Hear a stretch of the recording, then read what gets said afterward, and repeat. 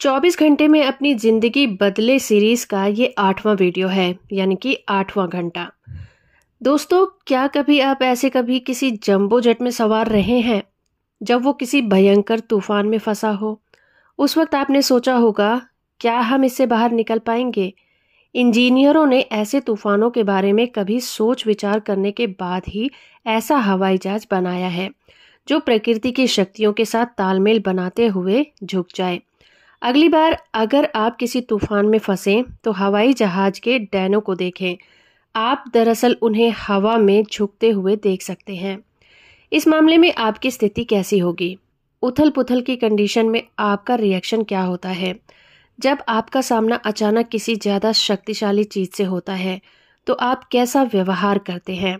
दुर्भाग्य से जब आप अधिकांश लोगों का सामना किसी बड़ी समस्या से होता है तो वो तनाव में आ जाते हैं और अड़ियल रवैया अपनाते हैं। वो अपनी मुट्ठियां भींच लेते हैं, अपने जबड़े कस लेते हैं और किसी को भी अपने 10 फुट के दायरे में आने की चुनौती देते हैं। अगर आपके रिएक्शन कठोर हैं तो आपको बेहतर तरीके की ज़रूरत है। तो आपको इस घंटे में ये नीति जान लेनी चाहिए। दूसरी ओर, अगर आप मुश्किल कंडीशन में थोड़ा झुके रहते हैं और अनुकूलशील बनने की कला में माहिर हैं, तो आप सही काम कर रहे हैं। जो व्यक्ति फ्लेक्सिबल होता है वो जीवन के तूफानों पर सवारी करने की अपनी योग्यता को ज़्यादा निखार सकता है और उनसे अपने पक्ष में काम करवाना भी सीख सकते हैं। मुश्किल कंडीशन के अनुसार फौरन ढल जाने की योग्यता विकसित करना बहुत फायदेमंद हो सकता है। कार्नेगी फाउंडेशन के एक रिसर्च से पता चलता है कि किसी बिजनेसमैन की सिर्फ 15% सफलता का श्रेय उसके ज्ञान और टेक्निकल कुशलताओं को दिया जा सकता है। ये चीज़ें ज़रूरी हैं, लेकिन इनका योगदान कम होता है। सबसे महत्वपूर्ण क्या है? रिसर्च में पता चला है कि इंसान की लगभग 85% सफलता नज़रिए और लोक व्यवहार की योग्यता से तय होता है। इसमें ज़बरदस्त फ्लेक्सिबिलिटी की ज़रूरत होती है। जो लोग अपने पेशे में शिखर पर पहुंचते हैं वो आम तौर पर लोक व्यवहार में असाधारण रूप से माहिर होते हैं। उनकी योग्यताओं की सूची में मिलनसारिता और अनुकूलशीलता का स्थान काफी ऊपर होता है। सफल बॉस बनने के लिए भी लचीलेपन यानी कि फ्लेक्सिबिलिटी की जरूरत होती है। टॉक्सिस इंस्टीट्यूट के प्रेसिडेंट फ्रैंक बूडी ने कहा था, आदेश जारी करने के लिए किसी खास योग्यता की जरूरत नहीं होती। अपने नेतृत्व में काम करने वाले बहुत सारे अधीनस्थ लोगों का अध्ययन करने के लिए अनुशासन की जरूरत होती है। समझने के लिए बहुत सारा अनुशासन चाहिए कि तुम्हें कौन सी चीज़ें प्रेरित करती हैं और फिर उन्हें सर्वश्रेष्ठ प्रदर्शन के लिए प्रेरित करने के लिए, ताकि वे भी सफल हों और कंपनी भी सफल हो जाए। प्रभावी लीडर बनने का काम अंतहीन है, क्योंकि ये हर समय किसी को बदल देता है। जो तरीका एक वक्त कारगर होता है दूसरे वक्त काम नहीं करता। तो काम के पुराने तरीकों से चिपके रहने से काम नहीं चलता। हाईटेक मैगजीन का ताज़ा अंक उठाकर देख लें, आपको उसी वक्त बात समझ में आ जाएगी। रिसर्च और विकास की गति इतनी तेज है कि कल के प्रोडक्ट्स और तरीके सूर्यास्त से पहले ही पुराने हो जाते हैं। जिस तरह हम नई चीज़ों को खोज करके तालमेल बिठाते हैं, उसी तरह लोगों को अपने प्रोसेस के साथ भी तालमेल बिठाना चाहिए। तत्काल झुकना सीखें और गति के साथ तालमेल बनाना भी सीखें। पेप्सिको के चेयरमैन डोनाल्ड कैंडॉट कहते हैं, सिर्फ एक ही पैमाना है। एक बार जब आप जाल में फंस जाते हैं तो आप उलझ जाते हैं। अगर आप ऊंचे आदर्श स्थापित नहीं करते तो आप अपने अंदर आने वाले सही काम करने की उम्मीद नहीं कर सकते। आज नई कंपनियां नैतिकता को सर्वोच्च प्राथमिकता देने लगी हैं। मिसाल के तौर पर द रेथियन कंपनी में नैतिकता पालन का एक अलग विभाग है और उसका एक डायरेक्टर भी है। गलत काम और कर्मचारियों से रिलेटेड जो भी मुश्किलें होती हैं वो मामले सभी डायरेक्टर के पास जाते हैं। तो लोगों को आकर्षित करने की कला कैसे सीखें? प्रभावी लीडर बनने के लिए समान योग्यताओं की ही ज़रूरत होती है, चाहे वो बिजनेस में हो, स्कूल में हो, सामाजिक क्लब में हो, चर्च में हो या फिर परिवार में ही क्यों ना हो। आपके विचार लोगों को जीत ले, इससे पहले आपको लोगों को जीतना होगा। दुनिया की सबसे दमदार अवधारणाओं को भी नज़रअंदाज कर दिया जाएगा अगर इन्हें दूसरों से प्रेम करने वाले लोग पेश न करें। बाइबल में बताया गया है कि ईसा मसीह के पास ईश्वर के संदेह के अलावा भी बहुत कुछ था।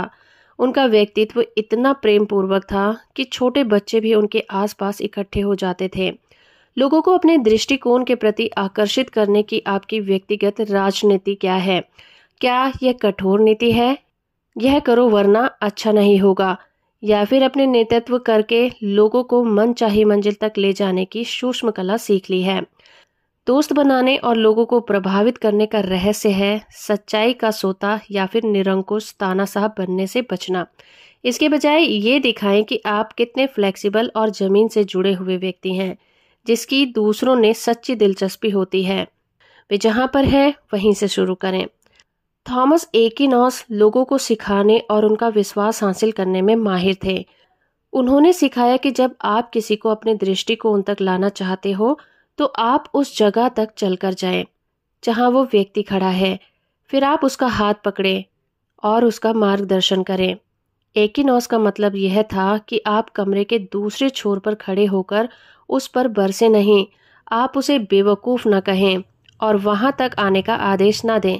जहां आप खड़े हैं आप तो वहीं से शुरू करें जहां वह है और फिर वहीं से काम की शुरुआत करें। फ्लेक्सिबल किसे होना है? फ्लेक्सिबल होना है आपको। ये तब होता है जब आप उसकी तरफ चलना शुरू करते हैं। आप चाहे उसका नेतृत्व कर रहे हों, उसे सिखा रहे हों या सौदेबाजी कर रहे हों, ये सिद्धांत हर एक कंडीशन में काम करता है। मार्क मैकरमैन ने अपनी book what they don't teach you eight Harvard business school में समझाया है कि दोनों पार्टीज को जीत के लिए सौदेबाजी कैसे करनी चाहिए। वो कहते हैं कि मैं पहले ही पता लगा लेता हूँ कि सामने वाला कहाँ पर ख़त्म करना चाहेगा, किस बिंदु पर वो सौदा कर लेगा और उसे महसूस होगा कि उसे कुछ मिल रहा है। यह स्थिति वो कितनी दूर तक जाएगा से अलग है। कई बार आप किसी को दीवार तक धकेलने के बाद समझौता कर सकते हैं, लेकिन उस स्थिति में आपका द्वेष आपको हजारों तरीकों से सताता रहेगा। आपका लक्ष्य इस तरह सौदेबाजी करना होना चाहिए ताकि कोई दुर्भावना ना रहे, और इसमें फ्लेक्सिबिलिटी की ज़रूरत होती है। फॉर एग्जाम्पल देखें कि इस सिद्धांत का इस्तेमाल एक पिता ने अपने बेटे के साथ किस तरह किया। एक रात 9 बजे एक पिता ने अपने 4 साल के बेटे से कहा, मैं चाहता हूँ कि तुम सोने जाने से पहले अपने खिलौने जगह पर रख दो, लेकिन इससे काम नहीं बना। बच्चे का बहाना था, मैं थक चुका हूँ। तानाशाह बनने के बजाय डैडी फर्श पर बैठ गए। उन्होंने बेटे को अपने घुटनों पर बैठाकर उठाया और कहा, Humpty Dumpty set on a wall, Humpty Dumpty had a great fall, और बच्चा गिर गया। चलिए फिर दोबारा करते हैं डैडी। उन्होंने ये बार बार किया। जब डैडी इस खेल को ख़त्म करने वाले थे तो छोटे बच्चे ने कहा, बस एक बार और। तब तक नहीं जब तक कि तुम अपने खिलौने जगह पर नहीं रख देते। बिना सोचे विचारे बच्चे ने 1.5 मिनट में वो काम कर दिया जिसमें उसे 1 घंटा लग सकता था।